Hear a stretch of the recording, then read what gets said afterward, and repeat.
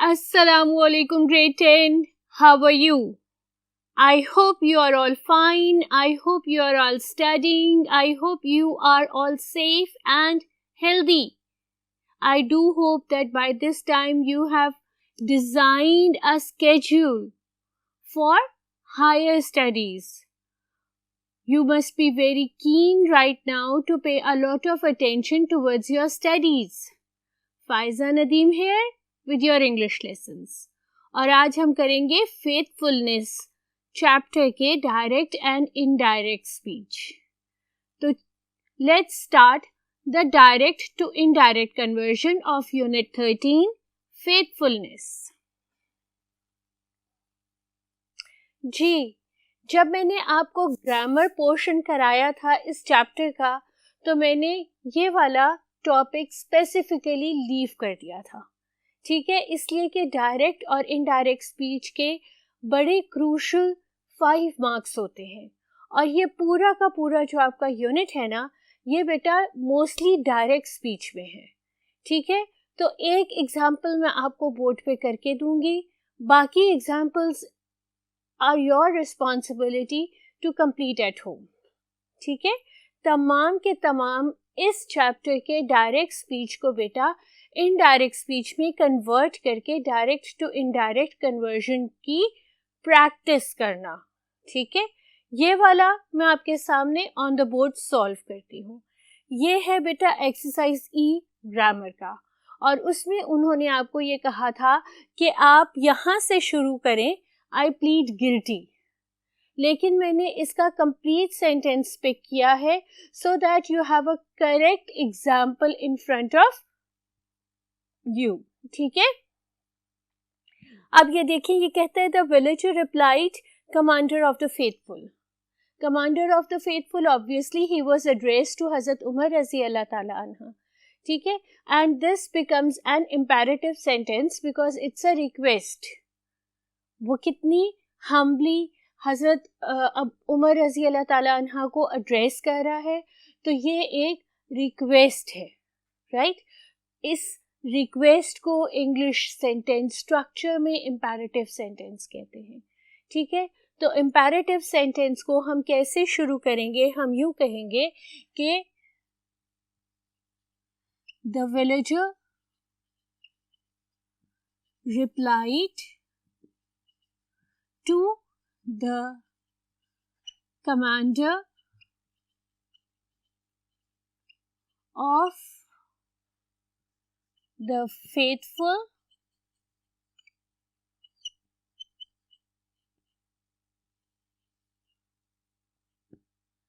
that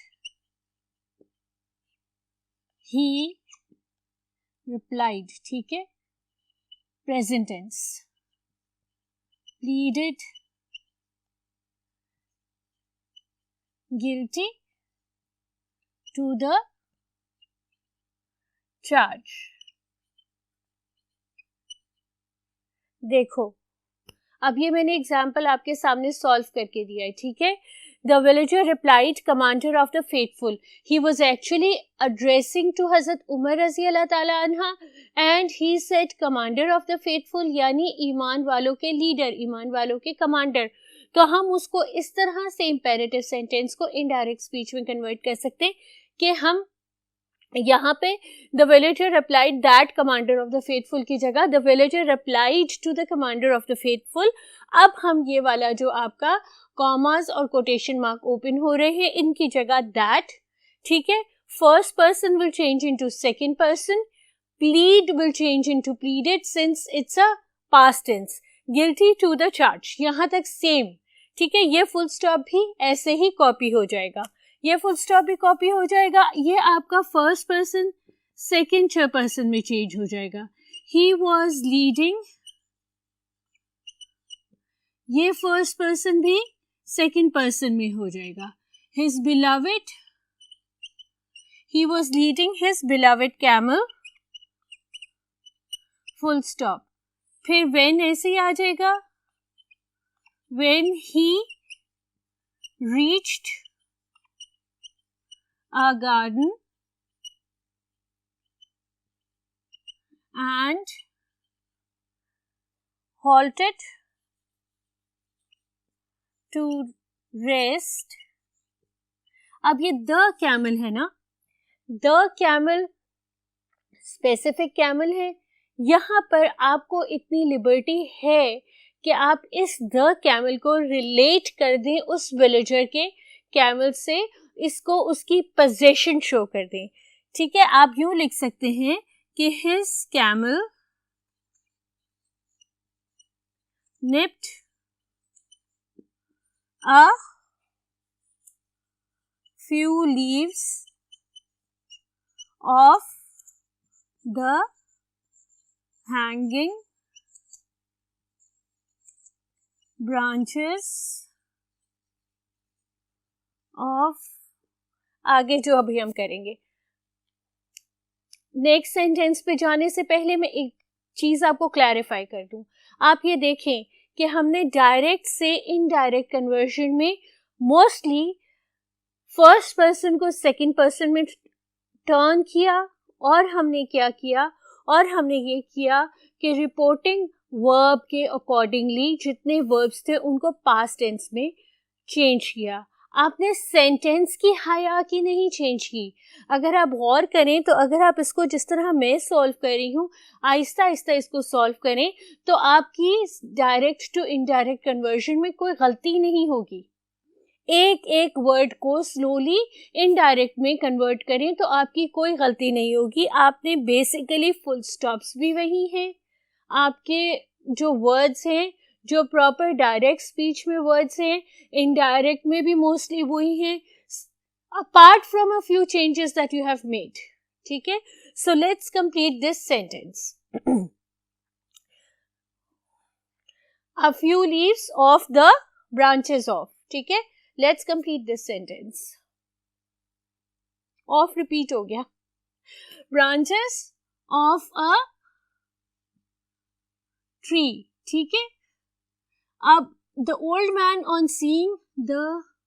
अब देखिए आप वही के वही कॉपी कर रहे, आप कुछ ज्यादा चेंजेस नहीं ला रहे.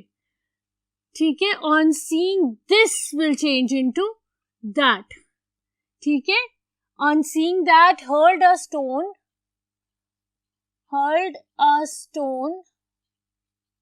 at the camel with all his might. अब देखें इस कंप्लीट सेंटेंस में आपने सिर्फ दिस को दैट में चेंज किया है, अदरवाइज एज इट इज आपने वर्ड्स कॉपी एंड पेस्ट किए हुए. क्योंकि वो जो विलेजर था वो भी एक्चुअली नरेट कर रहा था जो उसके साथ हुआ है, और आप भी एक्चुअली नरेट कर रहे हैं जो विलेजर ने कहा है. नरेट का मतलब क्या होता है? नरेट का मतलब होता है रीटेल. री का मतलब होता है दोबारा.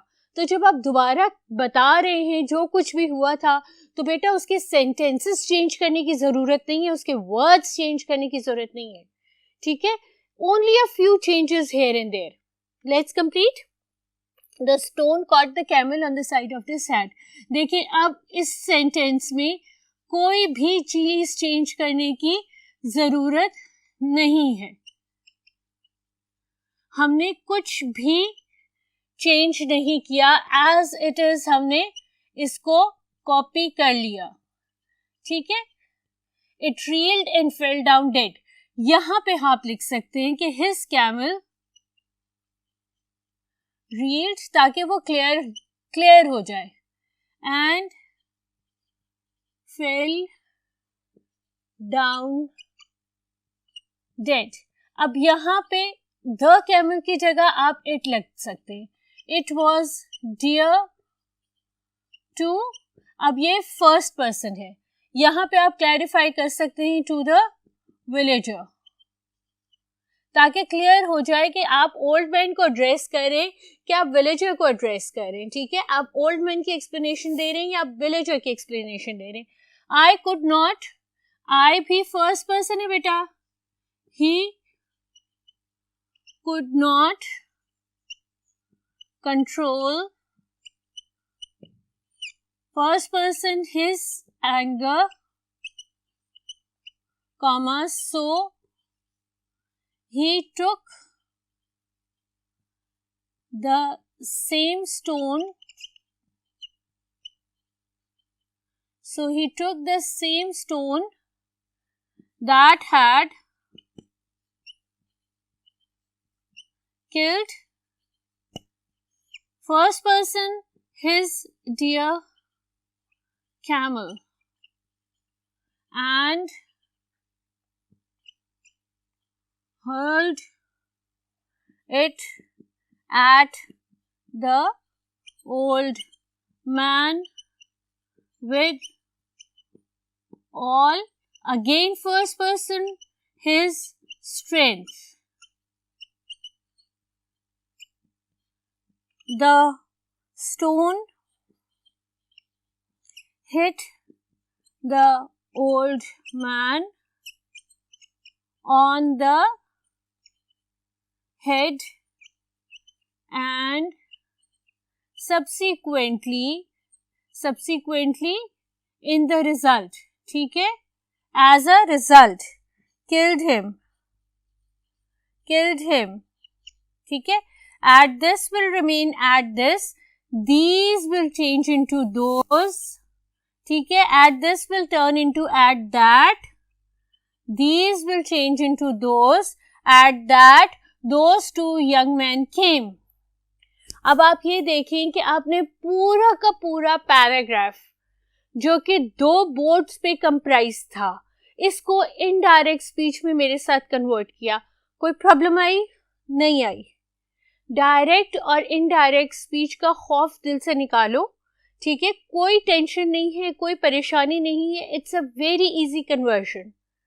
क्या करना है, आपने स्लोली एक एक सेंटेंस पढ़ना है और उसके अंदर उसके अकॉर्डिंगली चेंजेस लेके आनी है, उसके अंदर उसके अकॉर्डिंगली तब्दीली लानी है, ताकि वो डायरेक्ट कन्वर्जन इनडायरेक्ट में हो जाए, ठीक है.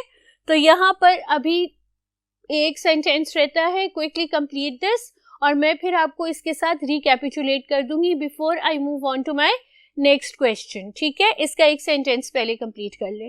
Eight that those two young men came, ठीक है. चलो अब इसको कंप्लीट कर लेते हैं. Came to him and he surrendered himself to them. Full stop. ये खत्म, ठीक है. ये खत्म हो गया, यहाँ फुल स्टॉप पड़ गया. आई फर्स्ट पर्सन था, ये सेकंड पर्सन में हो गया. मी फर्स्ट पर्सन था, ये सेकंड पर्सन में हो गया. माई सेल्फ फर्स्ट पर्सन में था, ये सेकंड पर्सन में हो गया. No big deal. पूरा का पूरा हमने इनडायरेक्ट स्पीच में इस पैराग्राफ को फर्स्ट डायलॉग को कन्वर्ट कर लिया. Your duty right now, your homework right now, your responsibility right now is to convert all the dialogues that are present in this specific unit into their indirect speech, ठीक है, ताकि आपके exams की practice हो जाए. अगर नहीं होगा तो just let me know in the comment section and I will do it for you, ठीक है. अब आते हैं एक्सरसाइज F की तरफ. ग्रामर पोर्शन की एक्सरसाइज F, उसमें आपको एक सैंपल दिया हुआ है और उसके बाद आपसे ये कहा गया है कि डायरेक्ट स्पीच को उसके कोटेशन मार्क में वेर एवर नेसेसरी प्लेस कर दें, ठीक है. तो वो सैंपल तो मैंने बोर्ड में नहीं लिखा है, बट मैंने आपको उसके पूरे के पूरे 5 सेंटेंसेस बोर्ड पे लिख दिए हैं. आपके साथ मैं इसको पंक्चुएट करती हूँ, करेक्ट कोटेशन मार्क्स प्लेस करती हूँ, और आपने भी मेरे साथ ये करना है सो दैट आप एटलीस्ट पंक्चुएशन के मार्क्स लूज नहीं करें, ठीक है. सबसे पहला क्वेश्चन है, do you think it's okay, asked Ali, if I wear this dress to school tomorrow, ठीक है. अब अली पूछ रहा है, तो यहाँ से कोटेशन मार्क्स शुरू हुए. क्योंकि उसने यहाँ से क्वेश्चन किया। अब आप ये देखें, जहाँ शुरू हुए वहां पे कैपिटल लेटर है, ठीक है। Do you think it is, ये इट इज है, ठीक है, ये इट्स नहीं है, ये इट इज है। ये आपका जो अपॉस्ट्रोफी है इसकी प्लेसमेंट बहुत सेंसिबली करनी है। इट्स होता है प्रोनाउन फॉर एनिमल्स और थिंग्स, ठीक है, और it is a contraction of it is, ठीक है। It's is a contraction of it is, so it has an apostrophe. Do you think it's okay? ठीक है, यहाँ पर डलेगा कॉमा, यहाँ आपके कोटेशन मार्क्स क्लोज होंगे, क्योंकि अली ये बात कर रहा है, अली इसका पार्ट नहीं है सेंटेंस का। यहाँ कॉमा डलेगा, ठीक है, ये सेपरेट होंगे और ये दोबारा होगा।